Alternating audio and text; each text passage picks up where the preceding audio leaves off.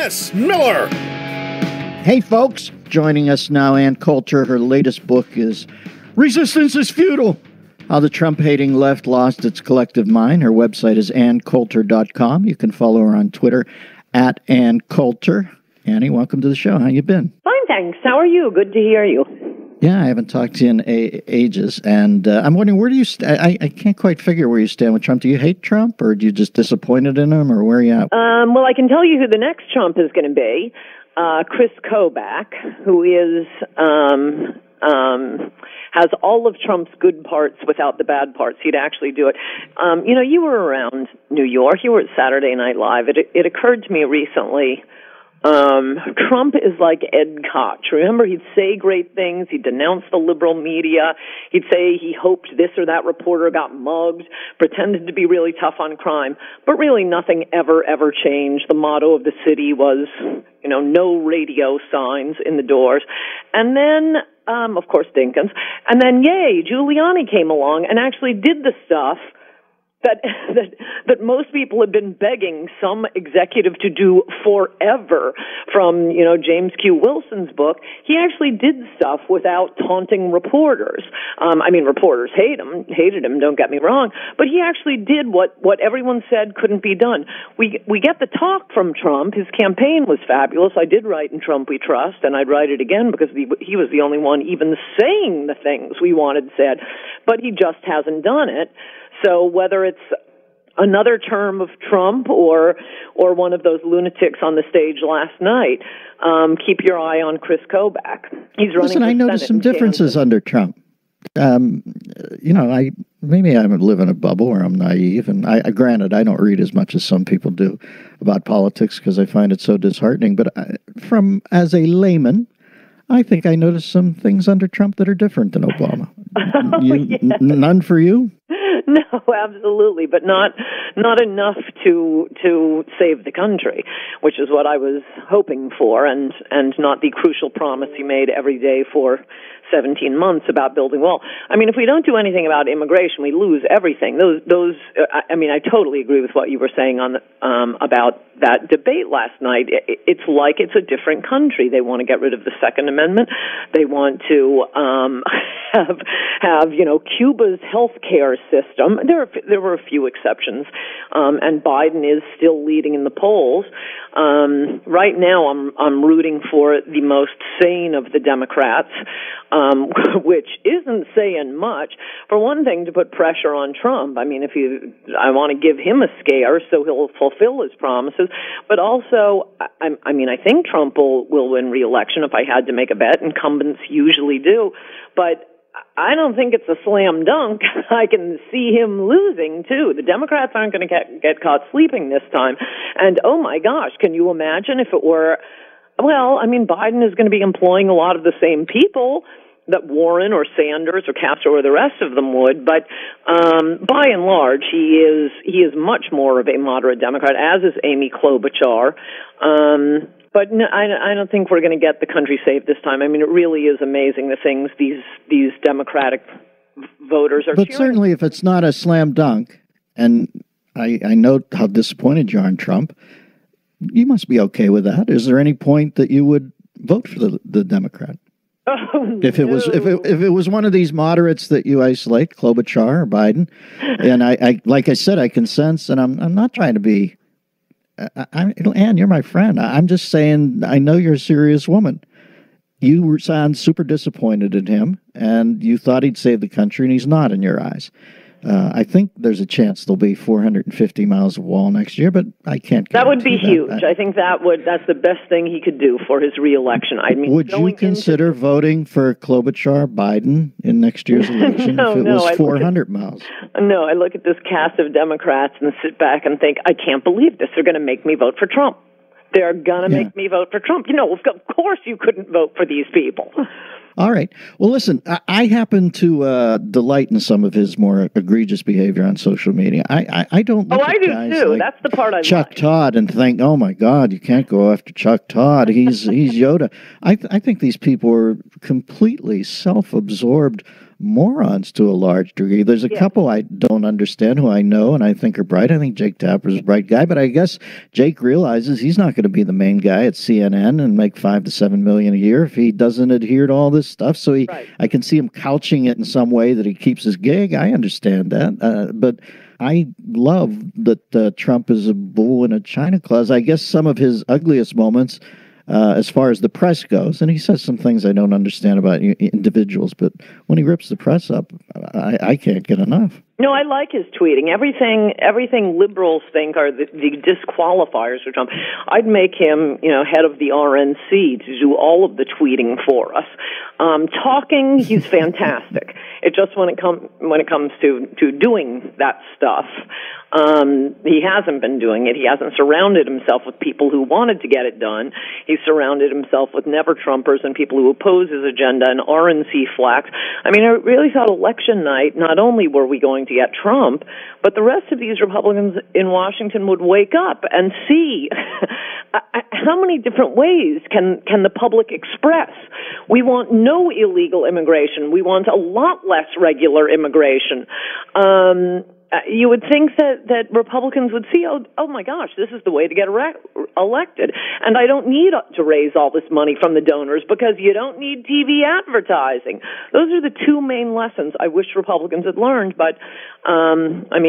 Well, the only way I could figure out right now for Mitch McConnell and people like that to favor some sort of security at the southern border is a preemptive naturalization process where we go over to Mexico and naturalize citizens there, maybe some who don't even want to be naturalized, so that they're American citizens, so when they come back here, they're not treated as well as illegal aliens. It's a counterintuitive gesture, but it might be the only one that works. Hey, let's go through that Tatooine Cantina freak show last night and figure out, let's isolate on some individuals. I think Fidel Castro had fonder feelings for America than Julian Castro. Your thoughts on old Julian? And by the way, he took a bad run at Biden. It's like Sollozzo and The Godfather. If you're going to take out the Don, you got to make sure you take him out. And Castro went after Biden, and the one point he said 2 minutes ago, and he fucked that up because he hadn't said that 2 minutes ago. So Castro took a shot, and I think he's dead now. Your thoughts about Julian Castro? Totally agree with that, though I kind of thought so for his performance in the first debate when he bravely came out for abortions for transgenders. If I were Trump, I would run that as my ad showing the other Democrats on the stage, and I might add the moderators not bursting out laughing. So now the official position of the Democratic Party is that they are for magical abortions. Can you imagine how far out of your way yet? I'm sorry, but before you move on from that, I just have to say, I heard that and I thought, this is how interwoven, how baked in the sick cake it is that he had to talk about transgendered abortions. Is that not crazy? And you can just imagine him backstage before the debate. Watch this. This is going to be so cool. And yeah, it was not only mean the way he went after Biden, it was just so painfully hacky. Okay, you got your little snippy line in there. Arguably, it wasn't that great, but nobody would have particularly noticed. You would have gotten the jab. But he repeated it 4 times, apparently thinking it was quite a genius line. You said that 5 minutes ago. You said that 2 minutes ago. You said that 2 minutes ago. Hey, you know what? You forgot what you said 2 minutes ago. Oh, and you forgot what you said 2 minutes ago. Okay, we heard it the first time. Biden should have just looked at him and said, hey, pal, zip it. It was 8 minutes ago now on the fourth time. Listen, the crazy thing is that people are applauding this. This is how, honest to God, Ann, there are times I watched around an hour and a half of that because I knew I'd have to talk about it on the podcast. At the end of the hour and a half, I thought all is lost. And listen, when I look at Trump, do I think, I'm not going to do this caveat where I think Trump's an evil man or that. I think he's doing the best he can. I think he's a buffoon in many ways, but I thought he was a buffoon when he hosted The Apprentice, much less hosted the country. So there are parts of him I don't get, but I'm telling you, he is the last mail station that the Titanic has to hit before it creases that berg out at sea. He is the only thing slowing it down and maybe letting us doggy paddle a little to figure out what the fuck is the next move, because those people were a lunatic star chamber last night. Yes. I also liked, we've heard him say it before of late, but Beto coming out for confiscation of all guns, and particularly I think it was David Muir who asked the question. Now, you say you would take guns away from people and not voluntarily, but come and take them. Now, some are calling that confiscation. I was sitting back and thinking, yeah, like Merriam-Webster. The authors of dictionaries, native English speakers. Yes, that is confiscation. It's not, some crazy term. Right-wingers are going to call this confiscation. Yes, he's coming out for confiscation. He's proud of it. The audience applauded. This is, like I say, everything's determined by immigration. Whenever polls are taken, a lot of American freedoms, free speech, for example, the right to bear arms, other countries don't have these rights. It takes a few generations to get used to this, to see the benefits of it, to see why this created such a great country. And immigrants overwhelmingly, all immigrants, legal, illegal, Asian, Hispanic, whatever, they in polls, they are not interested in the First Amendment, they are not interested in the Second Amendment. So that's how, this is what Democrats have been predicting and rooting for quite a while now. Stanley Greenberg has another book with the same theme.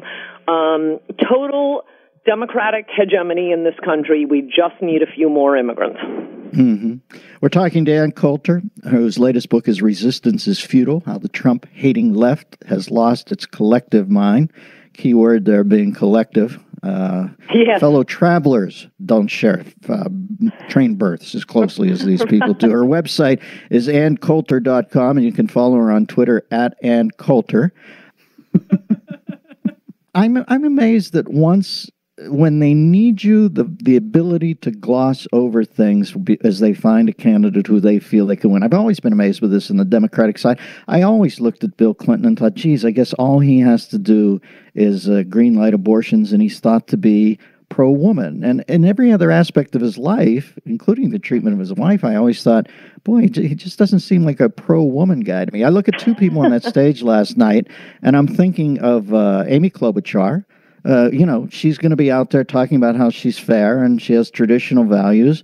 And one of them, which I guess oppression in the workplace, God, that's such a big issue for Dems. And it seems to me that she was, horribly guilty of this stuff. But they'll gloss over that for her.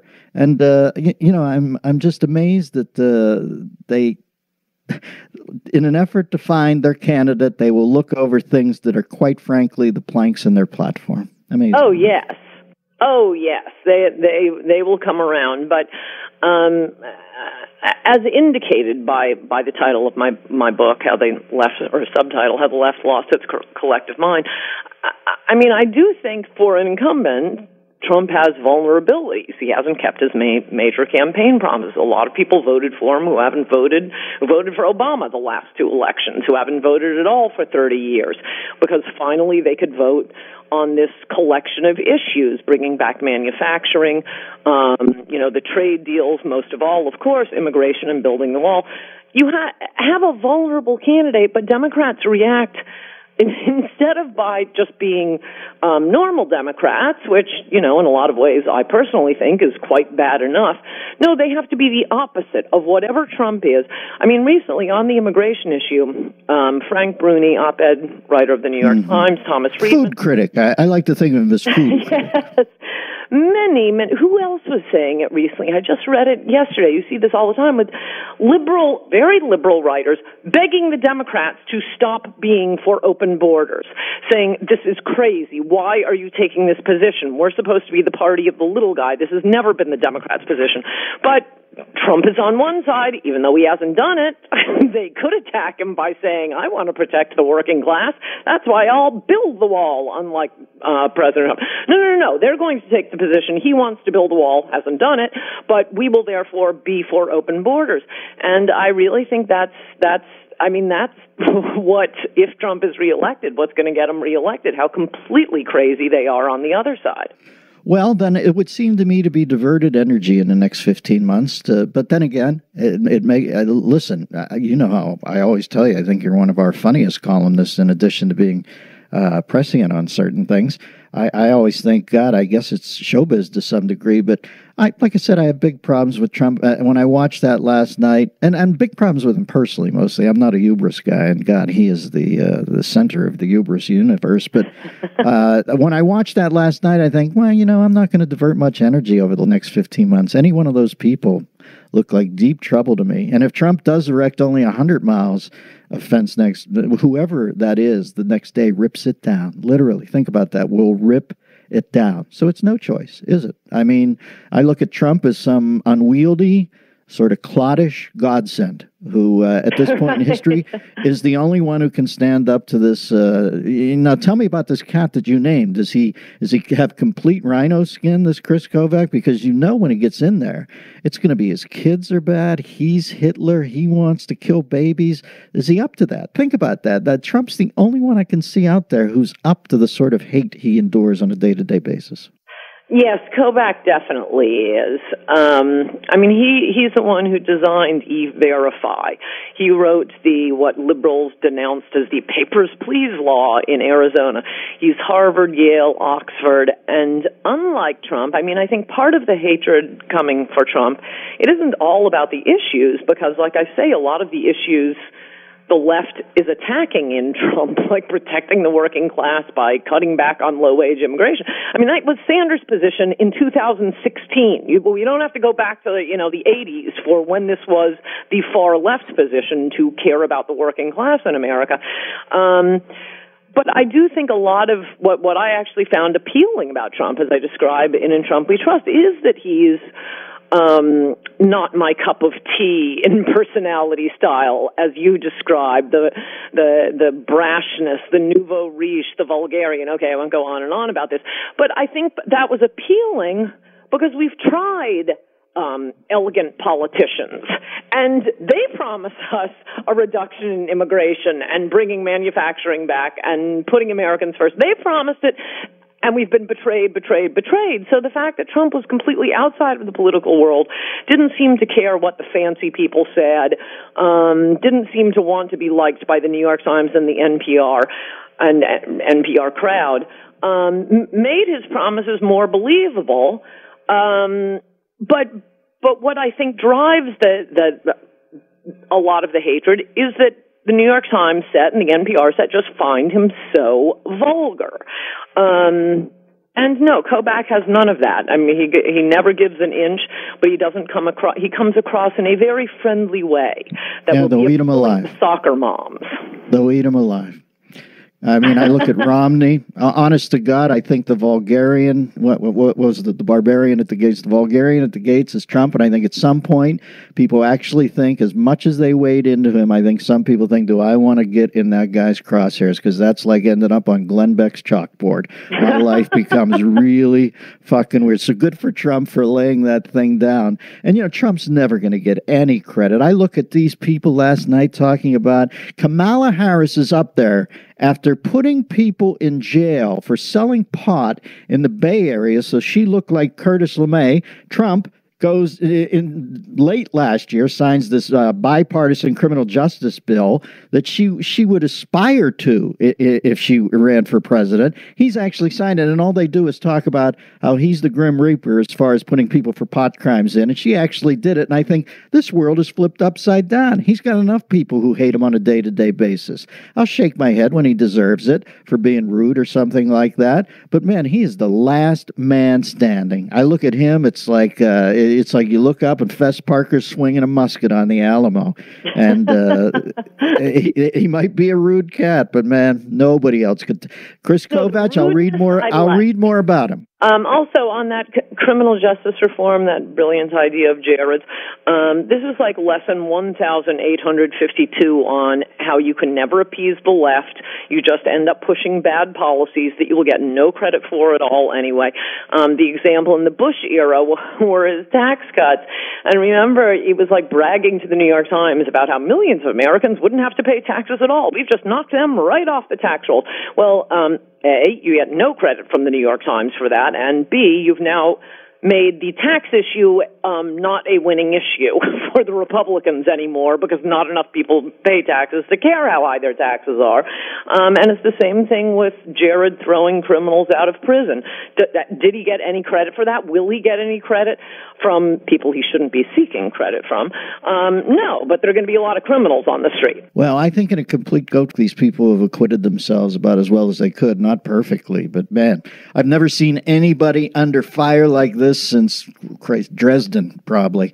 We're talking to Ann Coulter, Resistance is Futile, How the Trump-Hating Left Has Lost Its Collective Mind. One last meta question and one last micro question about one of the candidates, but on a meta sense, I know on the left they derive succor and pleasure from you lighting him up. Does that ever, I know you're a candid person and you speak your mind and let the chips fall, but do you ever, when something comes out about Trump written by you, does it matter on those people that they probably are really happy about that? Does it bother you at all or not at all? I don't think they are. I don't think they are because I'm attacking him from the right. I have a rule, never attack from the left. I also generally won't attack Republicans unless they start running for president. But no. Their response is to pretend Anne doesn't exist. Because to point out, no, that would be what they care most about is destroying the United States of America. Destroying Trump is very, very secondary to that. And lastly, I just want to ask you, I have it's the opposite of a dream scenario. It's a nightmare scenario, but I say this to people. They look at him like I'm nuts, so I've just shut up. I think that Biden's just going to, he's losing heat towels like John Glenn's, space capsule coming back into the atmosphere. He's losing an eye. I mean, it's like Monty Python's Night at this point. So I don't know he's going to make it across the finish line because, ironically, he's finished at this point. But I think Elizabeth Warren is just too flat-out socialist, as is Bernie. I have a theory that the cavalry's coming and it's going to be Hillary Clinton. Your thoughts?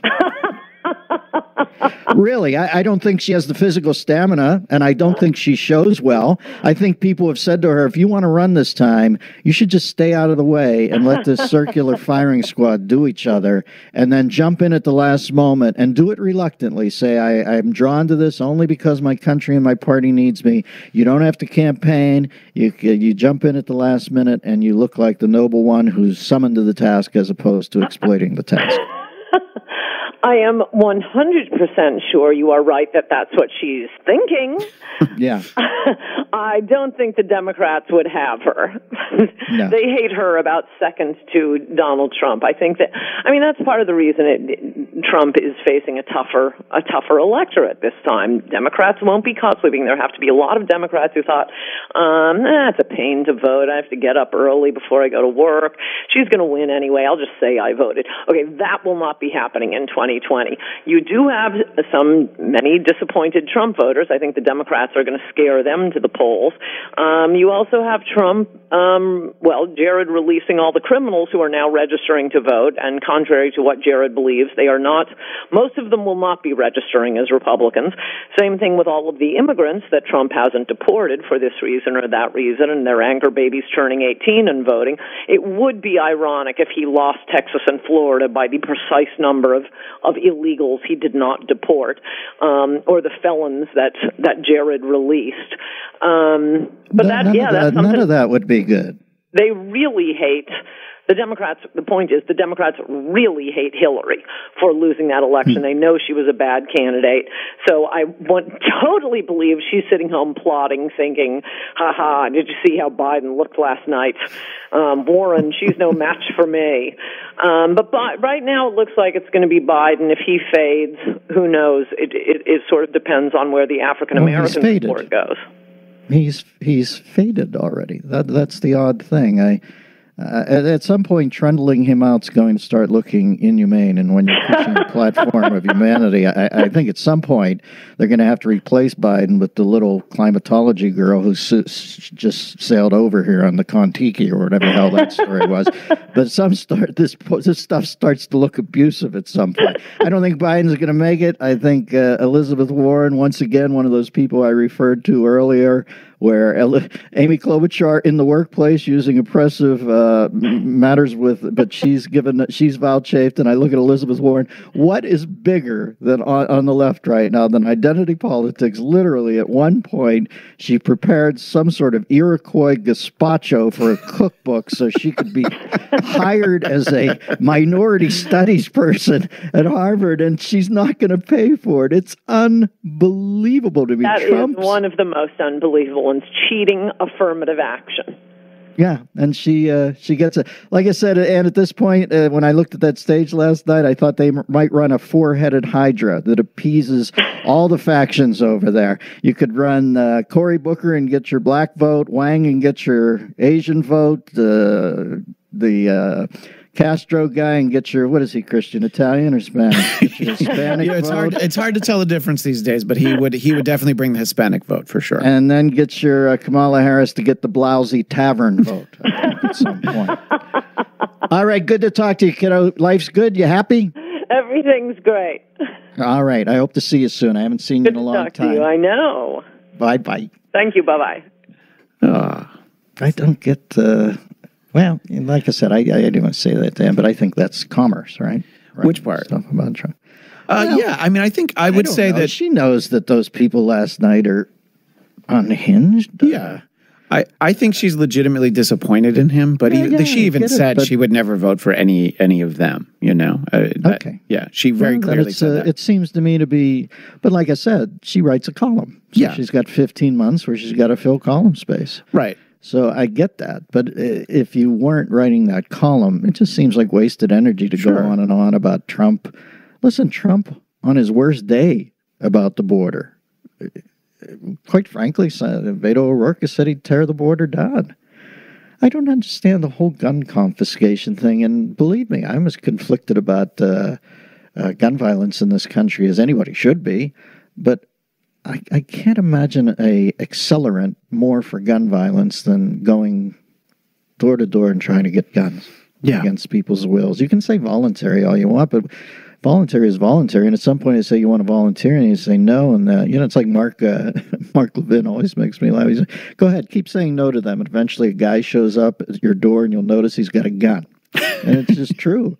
And that's going to end really ugly. That's not going to be Ruby Ridge. That's going to be Rocky Mountain Range. That's going to be the Continental Divide.